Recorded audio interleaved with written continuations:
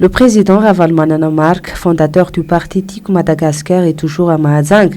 Cet après-midi, le siège du Macro est barricadé par les forces de l'ordre, alors que le team régional a organisé une exposition dans le cadre du 20e anniversaire de ce parti. Une exposition relatant l'historique et les acquis du parti TIM durant 20 ans à Mahajanga. L'on remarque que le président du team, Mark Ravalomanana, ayant fait le tour de la ville des Fleurs hier et reçu les doléances de la population majangaise sur les problèmes de la vie quotidienne, mais aussi après avoir participé à l'Assemblée générale des éclaireuses et éclaireurs sympathie, voilà que les forces de l'ordre ont interdit l'accès au Macro de Mahajanga, même si c'est une simple exposition de photos marquant les moments forts de la vie du parti TIM. En effet, tôt le matin, des centaines de membres de la force de l'ordre de l'Hémorrhague de Mahajanga ont fait une démonstration de force pour convaincre les militants et partisans du président Mark Ravalomanana de ne pas franchir le Rubicon du Macro, alors que des visiteurs ont pu quand même venir voir cette exposition. Mais vers 10 heures du matin, infirmés de la satisfaction des personnes ayant vu l'exposition, les autorités majangaises animées par le nébuleux gouverneur ont interdit l'accès du portail. Le préfet de police a prié de son absence au poste aujourd'hui. Préfet de police qu'une demande a été formulée. C'est une censure qui ne dit pas son nom et que la peur gangrène ce régime qualifié de pusillanime. Toute chose, sachons-le à sa fin. Le président Mark Ravalomanana, toujours à Antsiranana, a aujourd'hui fait un tour de la ville et faire des emplettes. Il a été au Bazar Keli, grand marché de la ville, pour rencontrer les marchands et les acheteurs. Une opportunité pour les deux parties d'échanger et parler, discuter des problèmes que vivent la population antsirananaise. C'était une rencontre fortuite, durant laquelle le président Ravalomanana Mark a pris conscience de leur vécu au quotidien de la population antsirananaise. La cherté de la vie, les effets pervers de l'inflation, l'insécurité, les kidnappings, les rapts d'enfants et les attaques meurtrières perpétrées par les bandits de grand chemin.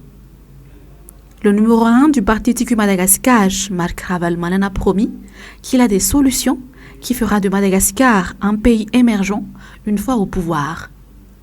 Ce tour Bazar Keli d'Antsiranana clôtura la visite de Ravalomanana dans cette partie septentrionale de Madagascar.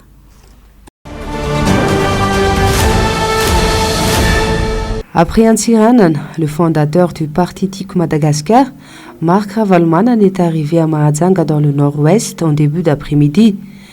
Il était accueilli à l'aéroport par les partisans du TIM, c'est-à-dire les fondateurs en 2002 et ceux d'aujourd'hui.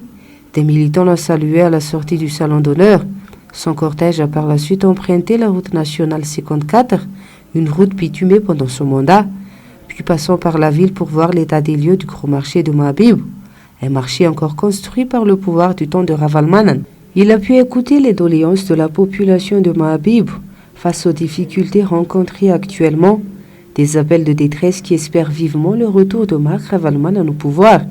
Par la suite, il a rallié l'Assemblée générale des éclaireuses et éclaireurs sympathie, Saint-Panapanazavastil, de l'église FTKM qui se tient dans la capitale du Bouin, la ville des Fleurs. Cette assemblée générale du sympathie se tiendra à l'église protestante Siunavovau, une occasion pour Mark Ravalomanana d'attirer l'attention des jeunes sur le leadershipisme, savoir prendre des décisions et l'atteinte des objectifs fixés. Bref, ayant son success story, Mark Ravalomanana invite les jeunes malgaches à prendre leurs responsabilités.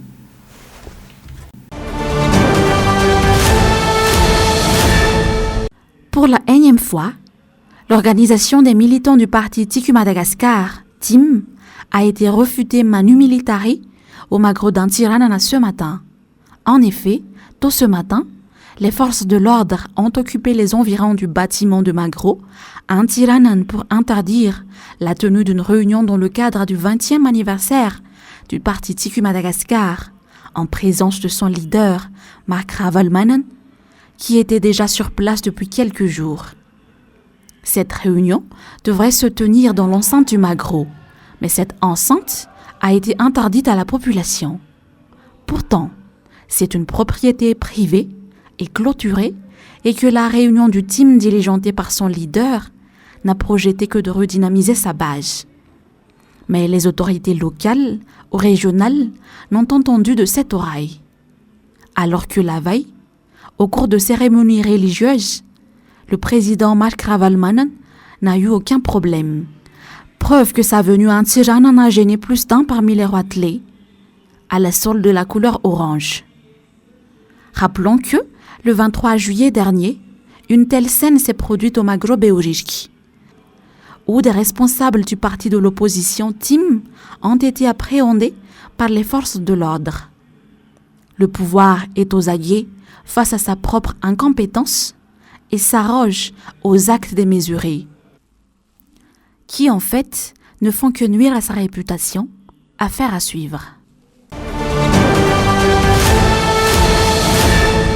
Le président Mark Ravalomanan poursuit ses déplacements dans le nord du pays. Hier, il a assisté au culte de l'ouverture de la 12e Assemblée générale de l'Association caritative des femmes FJKM, ou Dorcas en malgache, au temple FJKM d'Antiranan.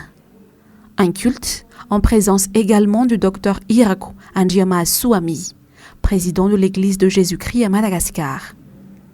Il a prononcé son serment à travers l'Évangile de Jean, chapitre 1, verset 27, et la lettre aux Éphésiens, chapitre 2, verset 14. Et vous aussi, vous rendrez témoignage, car il est notre paix. Cette 12e Assemblée générale a été aussi l'occasion pour la grande famille de l'Association caritative des femmes protestantes pour inaugurer le centre Adir, marquant cette occasion. Un centre moderne auquel l'ancien vice-président de la FJKM, Mark Ravalomanan, a apporté sa contribution. 24% du fonds alloué pour la construction de ce centre, explique la première responsable nationale de l'Association caritative des femmes protestantes, la pasteur Dina Chimzaf, a été offert personnellement par Mark Ravalomanan. Occasion pour celui-ci d'adresser ses vives félicitations, car de telles œuvres contribuent à l'éducation des jeunes chrétiens à venir du pays. Mark Ravalomanan de mentionner qu'il est toujours prêt à contribuer pour le bien du pays. La cérémonie religieuse a été précédée d'un grand défilé des croyants à travers la ville d'Antiranan. Hier, l'ancien vice-président de la FJKM a été à Ramin, où il a également assisté au culte dans le temple de Ramin à Fiadanan. Un culte pour soutenir le pasteur Gaston Radzonarsan et sa famille. Une occasion pour le président Mark Ravalomanan de promettre des appuis dans les entreprises qu'attend de mener cette petite paroisse de Ramin. Aussi bien en Tiranan qu'à Ramin, Mark Ravalomanan devait s'adresser aux femmes chrétiennes de l'association de la FJKM, de redoubler d'efforts et d'abnégation dans l'œuvre caritative et d'évangélisation. Poursuivant ses périples dans le nord du pays, l'ancien vice-président du bureau de la FJKM, Mark Ravalomanan, a rallié la grande rencontre de l'Association caritative des femmes protestantes qui marque sa 12e Assemblée générale. Ce matin, elles ont assisté à une cérémonie religieuse sur la plage de Ramin, à une vingtaine de kilomètres d'Antiranan.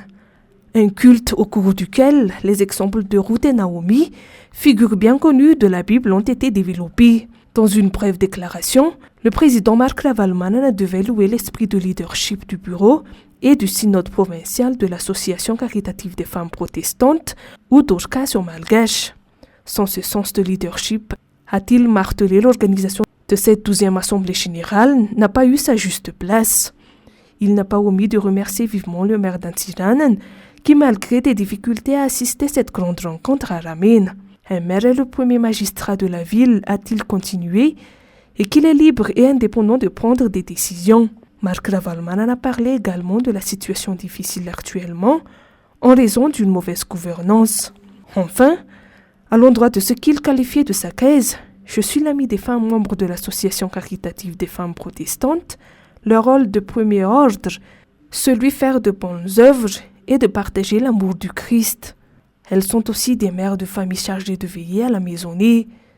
Rappelons qu'hier Ravalomanan a aussi participé à la cérémonie d'inauguration du centre Dieja de l'association caritative d'Orcas, où il a apporté plus de 24% de contribution dans sa construction.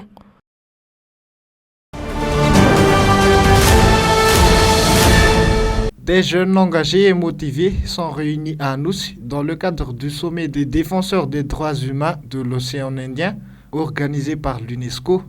Suite à l'insécurité qui se succède précédemment, le sommet a pour but de recadrer la stratégie appropriée, un avantage pour les sociétés civiles et les partisans dans la lutte de fortifier leur réseautage.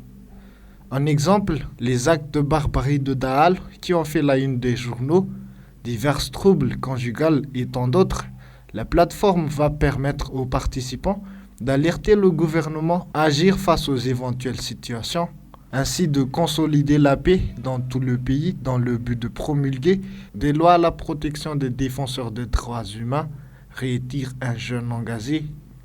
Divers panels participant au programme, la protection des défenseurs des droits humains, un environnement pour l'espace démocratique, promotion des droits humains dans une perspective genre, présentée par des spécialistes malgaches et africains.